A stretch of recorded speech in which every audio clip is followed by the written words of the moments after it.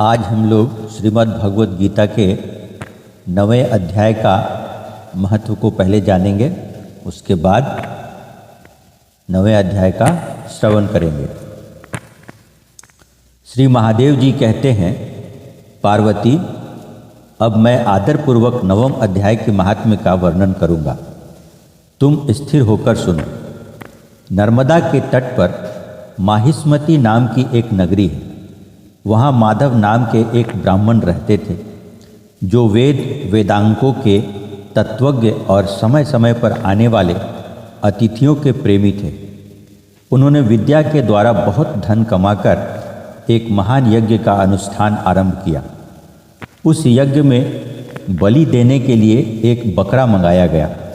जब उसके शरीर की पूजा हो गई, तब सबको आश्चर्य में डालते हुए उस बकरे ने हंसकर उच्च स्वर में कहा, ब्राह्मण, इन बहुत से यज्ञों द्वारा क्या लाभ है? इनका फल तो नष्ट हो जाने वाला है तथा ये जन्म, जरा और मृत्यु के भी कारण है। यह सब करने पर भी मेरी जो वर्तमान दशा है, इसे देख लो। बकरे के इस अत्यंत कौतूहलजनक वचन को सुनकर यज्ञ मंडप में रहने वाले सभी लोग बहुत ही विस्मित हुए। जब वे यजमान ब्राह्मण हाथ जोड़ अपलक नेत्रों से देखते हुए बकरे को प्रणाम करके श्रद्धा और आदर के साथ में लगे। ब्राह्मण बोले, आप किस जाति के थे? आपका स्वभाव और आचरण कैसा था? तथा किस कर्म से आपको बकरे की योनि प्राप्त हुई? यह सब मुझे बताइए। बकरा बोला, ब्राह्मण, मैं पूर्व जन्म में ब्राह्मणों के अत्यंत निर्मल कुल में उत्पन्न हुआ था। समस्त यज्ञों का अनुष्ठान करने वाला और वेद विद्या में प्रवीण था।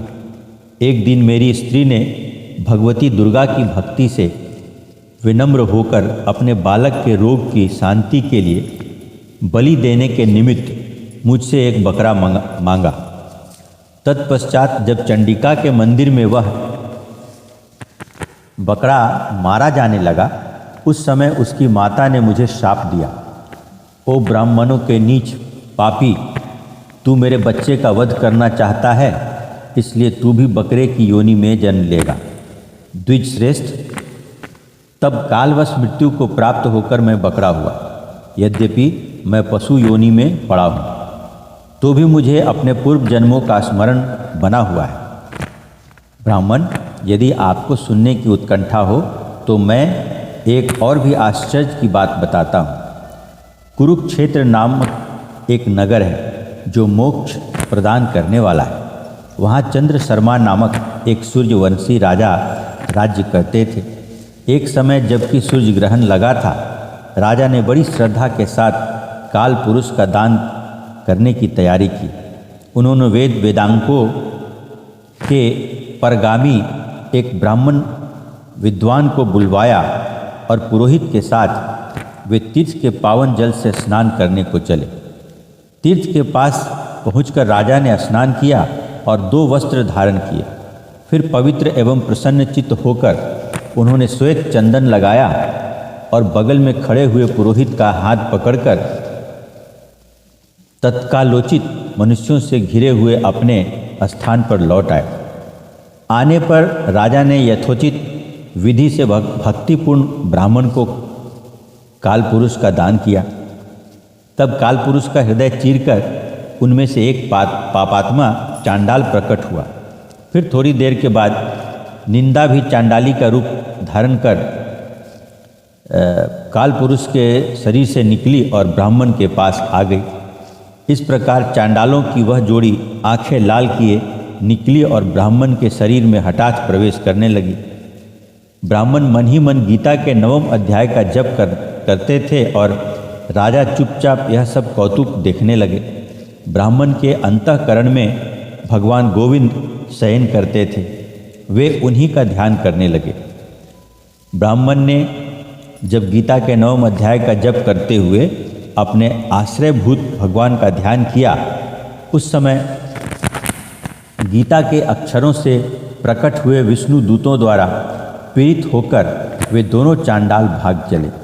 उनका उद्योग निष्फल हो गया इस प्रकार इस घटना को प्रत्यक्ष देखकर राजा के नेत्र आश्चर्य से चकित हो उठे। उन्होंने ब्राह्मण से पूछा, विप्रवर, इस महाभयंकर आपत्ति को आपने कैसे पार किया? आप किस मंत्र का जप तथा किस देवता का स्मरण कर रहे थे? वह पुरुष तथा वह स्त्री कौन थी? वे दोनों कैसे उपस्थित हुए? फिर वे शांत कैसे हो गए? यह सब मुझे बतलाइए। ब्राह्मण ने कहा, राजन, चांडाल का रूप धारण करके भयंकर पाप ही प्रकट हुआ था तथा वह स्त्री निंदा की साक्षात मूर्ति थी। मैं इन दोनों को ऐसा ही समझता हूँ। उस समय मैं गीता के 9वें अध्याय के मंत्रों की माला जपता था। उसी का महात्म्य है कि सारा संकट दूर हो गया। महीपते, मैं नित्य ही गीता के 9वें अध्याय का जप करता हूँ। उसी के प्रभाव से प्रतिग्रह जनित आपत्तियों के पार हो सका हूँ। यह सुनकर राजा ने उसी ब्राह्मण से गीता के 9वें अध्याय का अभ्यास किया। फिर वे दोनों ही परम शांति मतलब कि मोक्ष को प्राप्त हो गए। यह कथा सुनकर ब्राह्मण ने बकरे को बंधन से मुक्त कर दिया और गीता के 9वें अध्याय के अभ्यास से परम गति को प्राप्त किया। इस प्रकार 9वें अध्याय का महत्व को हम सब श्रवण कर लिए हैं। अब इसके बाद हम लोग 9वें अध्याय का मूल अध्याय का श्रवण करेंगे। उसके उपरांत श्री कृष्ण भगवान बोले, हे अर्जुन, तुझ दोष दृष्टि रहित भक्त के लिए इस परम गोपनीय ज्ञान को रहस्य के सहित कहूँगा कि जिसको जानकर तू दुख रूप संसार से मुक्त हो जाएगा। यह ज्ञान सब विद्याओं का राजा तथा सब गोपनीयों का भी राजा एवं अति पवित्र उत्तम प्रत्यक्ष फल वाला और धर्मयुक्त है। साधन करने को बड़ा सुगम और अविनाशी है। हे परम तप, इस तत्व ज्ञान रूप धर्म में श्रद्धा रहित पुरुष मेरे को न प्राप्त होकर मृत्यु रूप संसार चक्र में भ्रमण करते हैं। हे अर्जुन, मुझ सच्चिदानंद घन परमात्मा से यह सब जगत जल से बर्फ के सदृश परिपूर्ण है और सब भूत मेरे अंतर्गत संकल्प के आधार स्थित हैं। इसलिए वास्तव में मैं उनमें स्थित नहीं हूँ और वे सब भूत मेरे में स्थित नहीं हैं, किंतु मेरी योग माया और प्रभाव को देख के भूतों का धारण पोषण करने वाला और भूतों को उत्पन्न करने वाला भी मेरा आत्मा वास्तव में भूतों में स्थित नहीं है। क्योंकि जैसे आकाश से उत्पन्न हुआ सर्वत्र विचरने वाला महान वायु सदा ही आकाश में स्थित है, वैसे ही मेरे संकल्प द्वारा उत्पत्ति वाले होने से संपूर्ण भूत मेरे में स्थित है। ऐसे जान, हे अर्जुन, कल्प के अंत में सब भूत मेरी प्रकृति को प्राप्त होते हैं, अर्थात प्रकृति में लय होते हैं और कल्प के आदि में उनको मैं फिर रचता हूँ। कैसे कि अपनी त्रिगुणमयी माया को अंगीकार करके स्वभाव के वश से परतंत्र हुए इस संपूर्ण भूत समुदाय को बारंबार उनके कर्मों के अनुसार रचता हूँ। हे अर्जुन, उन कर्मों में आसक्ति रहित और उदासीन के सदृश स्थित हुए मुझ परमात्मा को वे कर्म नहीं बांधते हैं।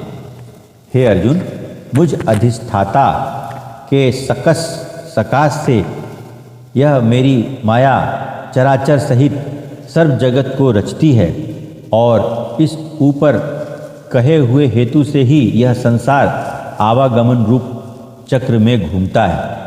ऐसा होने पर भी संपूर्ण भूतों के महान ईश्वर रूप में मेरे परम भाव को न जानने वाले मूढ़ लोग मनुष्य का शरीर धारण करने वाले मुझ परमात्मा को तुच्छ समझते हैं, अर्थात अपनी योग माया से संसार के उद्धार के लिए मनुष्य रूप में विचरते हुए को साधारण मनुष्य मानते हैं, जो कि वृथा आशा, वृथा कर्म और वृथा ज्ञान वाले अज्ञानी जन राक्षसों के और असुरों के जैसे मोहित करने वाले तामसी स्वभावों को ही धारणा किए हुए हैं।